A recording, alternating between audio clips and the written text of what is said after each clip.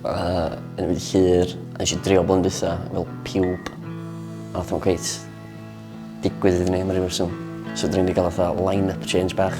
Dwi'n cicio Alex ac yn y band, achos dwi'n dechrau cynhyrchu dubstep. Ie, nes i'n ngolli yn ffrind blwyddyn dwytha. Oedd ddau ni wedi fatha cymryd acid, a wedyn nath o neidio off bont Mythic Hilt.